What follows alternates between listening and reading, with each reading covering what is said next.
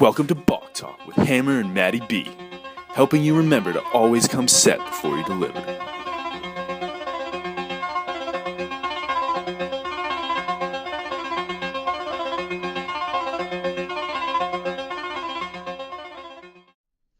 Hey everybody, welcome to Balk Talk. I'm Matty B.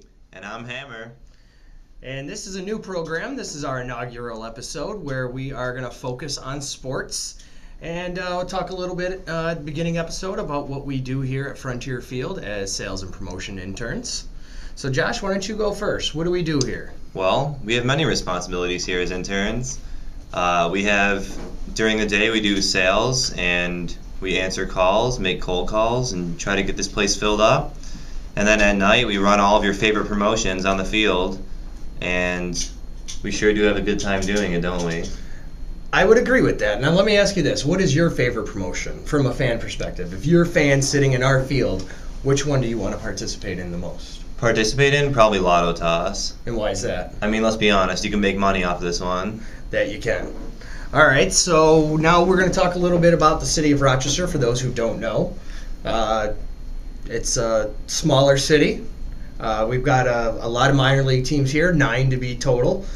We are currently Baseball City of the United States of America. Named by Baseball America. Named by Baseball America. And we are home to the Rochester Red Wings, who play in the International League North. And currently, after last night's loss, sit in third place. But they've had a real turnaround this season. One of the worst starts in recent memory, but they turned it around quickly. Before last night's game, they rode the longest winning streak of the season at 6 games. Which moved them up to third, and they have a winning record now, 47-46. But I mean, Matt, let's be honest, they sure have turned it around since the beginning. They really have, and the one thing I've noticed the most is how they play at home. They certainly play well in front of this crowd. There's a lot of good fans here, a lot of faithful fans here in Rochester. And speaking of playing well, they are currently on the road and leading Scranton Wilkes-Barre 4-2 in the top of the third. Big home run from Ray Olmedo earlier in the game, 3-run bomb, his first of the season. So right now we appear to be on track to win 2 more games above 500 at a total record of 48-46. Going back to what you said about playing well at home, this past weekend was one of the more impressive stretches of the season. 4-game sweep from the first place Red Sox of Pawtucket. 2 extra inning games? 2 extra inning games. In a row. Back-to-back walk-off wins. Yes. Which was their 3rd and 4th of the season. Incredible to see. It was great. Well, let's talk about one more thing that was snapped recently besides that winning streak. Shortstop Doug Benier, who in my opinion was certainly an all-star snub. Yes. Saw his career-high 11-game hit streak snapped. And it snapped yesterday evening going 0 for 4 down in Scranton. Now, I mentioned the All-Star snub. What's your take on that? Should Benier be playing in the All-Star game? I think he should be.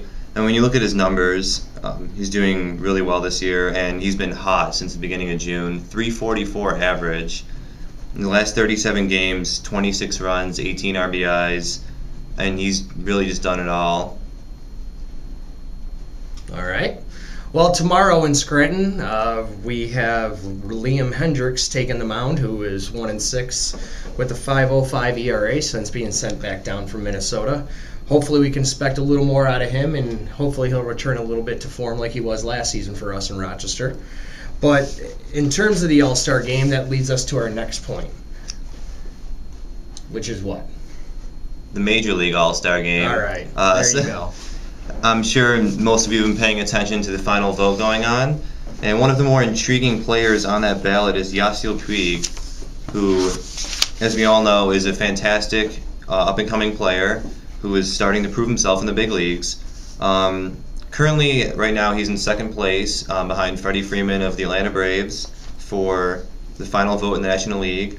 Matty, what's your take on whether he should be in the All-Star game or not? Personally, I don't think he should be. And the reason why I say that he should not be in the All-Star game is it's only a 33-game sample. There's not enough to determine a real history. And even in those 33 games, while that 409 average is certainly impressive, as well as 8 home runs, so he's hitting a home run about once every 4 games, still also impressive, maybe once every 12, 13 at bats. So that's certainly the power numbers of his future to come. But again, it's only 33 games, and exactly. You compare him to someone like Hunter Pence, whose batting average is significantly lower, but he's got 13 home runs and 43 RBIs, but that's over the course of 88 games. And when you look at another person to compare him to, the person in first right now, Freddie Freeman, his average is similar to Hunter Pence's, but he's got 9 home runs, 56 RBIs, and he's been there the whole year. And I just think, to build off of your sample size argument, I completely agree with that. I think that essentially he's been up a month, and I believe it's unfair to compare him to players that have been here since April 1st, and you can't assume that he's going to keep this up.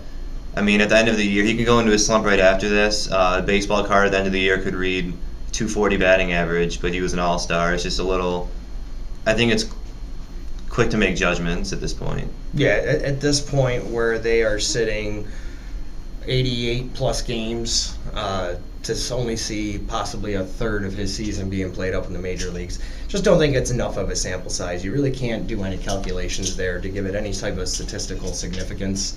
And for that particular reason, he really needs to just be left off, and let's see how he does. The biggest problem I have with it, that he's number 2 in a big market, and I personally feel that the All-Star game in the major league level has turned into more of a popularity contest that it has, as opposed to who's good. From the other side of that, we could be looking at that, the other rule with the All-Star game of every team must have at least one representative, could also be creating situations like this. I mean, to be honest, the last place Houston Astros team, do you really care if anyone represents them in the All-Star game? They really just don't have top-notch players that stand out, but because of this rule, it's taking roster spots from guys on this final vote that could be getting a spot but are being knocked out for players from last-place teams that just aren't at the same level as some of these superstar caliber players.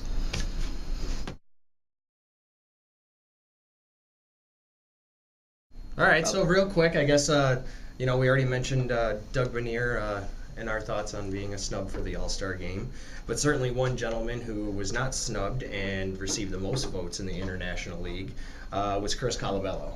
It's been quite a journey for him. 29 years old, spent the first 7 seasons playing independent ball, and is currently just tearing the cover off the ball at the moment, and is certainly well-deserved to be the starting first baseman for the International League. Yes. I believe number 24 has really proved himself this year. 21 home runs, got over 60 RBIs, and he's the guy to rely on here, and it's almost like when he comes up to the plate, you just know what's going to happen. And he's been, 358, 355? He's got his batting average has been up there all season. So that brings us into talking about our second All-Star for the Rochester Red Wings, starting pitcher Andrew Elbers, who has had quite the season. To this point, it is 8-4 with a 3.29 ERA and 18 starts. He's been a pretty solid rock for the Red Wings this season. A little bit, on edge the other night, but overall, he's been a key performer.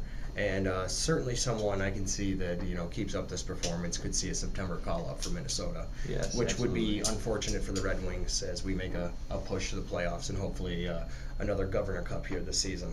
Yes, heading toward the playoffs, the pitching's going to be really important for the Wings, and Elbers is a big part of that. I believe that this team has been more of a team known for its hitting than its pitching, but I think their pitching has really been coming around, especially this past weekend. And Albers has been a huge part of that. If he keeps this up, then the Red Wings are going to be playing baseball in September, and he might be playing baseball in September for the Twins too. So I think things are on the up for him right now. And to see Elbers and Colabello in action, be sure to check out the International League First Pacific Coast League AAA All-Star Game, July 17th in Reno, Nevada. And also that weekend, or that All-Star break, we will also see two of the Twins prospects, Byron Buxton and Miguel Sano, currently rated the first and third prospects in Baseball America's Top 50 at the midseason, will be participating in this year's Futures game. So, hopefully Sano keeps it up, and with Rochester going to be making a playoff run this season, it is quite possible we could see him up here in August to help us make that push. Two very dynamic young prospects that are really heading up the ranks pretty quickly. I believe, if not this year, next year they'll be close to being here. Two very important parts of the Twins' bright future. And lastly, we'll talk about a wing staple here at the beginning of the season up until most recently. Kyle Gibson, who received his first call-up not too long ago to the Minnesota Twins, hasn't exactly had the type of outings up in Minnesota that he did here in Rochester. But as of late, hopefully it looks like there's signs that he may be turning around. He gave up 8 earned runs in his last start, and I mean, he's a young guy and he's up there for the first time, and I think it's just, you can't expect what he's been doing down here to translate that quickly, but he really is a top-notch pitcher. Him and Albers are the core of this pitching staff, and we wish him the best wherever he is, but I think he really will improve to the point where he could stay in the rotation. We may not see him pitch in a Red Wings uniform again, which would certainly be unlucky for us, but great for the Twins organization overall. Well, that's all the time we have for today. Tune in next week as we have our special guest, Maury Silver, who is, I guess you'd call him the heir to the Rochester Red Wings. The Silver family has been part of Rochester and Rochester baseball for over 50 years. Yes. So we'll have him in next week and get his opinion on the state of the Red Wings and even the team itself. I don't think I've met a bigger Red Wings fan except for maybe the Wingnut down in Section 117. Absolutely not. Also, if you want to weigh in on the Puig situation, feel free to email us at balktalk@gmail.com. And you can also post your comments on this video, and we'll be sure to have that discussion. Let's just keep it clean, and we'll have fun with it. Now we look forward to seeing you next week here at Balk Talk. Remember to come set before you deliver. And the winner is Hove, my man. Speech. First of all, I want to thank my connect. The most important person with all due respect. Thanks to the duffel bag, the brown paper bag, the Nike shoe box for holding all this cash. Boys in blue who agreed before the badge. The first Bush who